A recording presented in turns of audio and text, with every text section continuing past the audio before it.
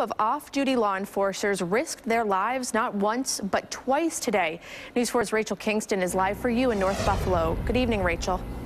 Good evening, Nalina. Yeah, they saw the smoke, they heard the sirens, and they leapt into action without any real regard for their own safety. Twice, they braved the intense heat and smoke to make sure everyone was out of this house. The 6 Buffalo police and New York State court officers and Buffalo fire marshal were off duty, working security at the Italian festival when they noticed the big plume of smoke rising over nearby Crestwood Avenue. They came running down the street. When they got here, they were informed by a couple neighbors that there's people in the house. They were able to enter the front door. They got an elderly lady out of the downstairs, and then they have also rescued an elderly lady out of the upstairs. But the dramatic rescue wasn't over. Another neighbor yelled out that an elderly man who is a diabetic and has difficulty getting around was still trapped upstairs.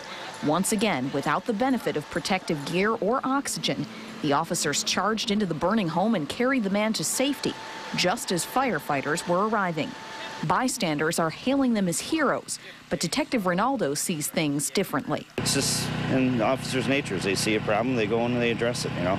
Nobody could turn their back on it and say, well, I wasn't working today, so too bad, you know, that's what we do.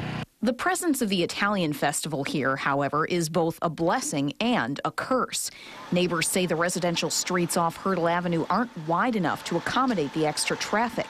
Every year, they worry about first responders not being able to reach them if there's an emergency. The parking restrictions are not enforced. I mean, we got home, my wife and I got home last night approximately 10:30, and there were cars parked on both sides of the street, halfway up the block. If this fire would have happened last night, who knows? Fire marshals are investigating the possibility that this blaze may have been sparked by a combination of smoking and an oxygen tank left partially open. In addition to officers Jay Sutter, Eric Hofschneider, Tom Ciesla, Eric Nikashir, and Ed Ortiz, a member of the Italian Festival's board of directors, Ron DeShane, also assisted with today's rescue. Reporting live in North Buffalo, Rachel Kingston, News 4 at 6.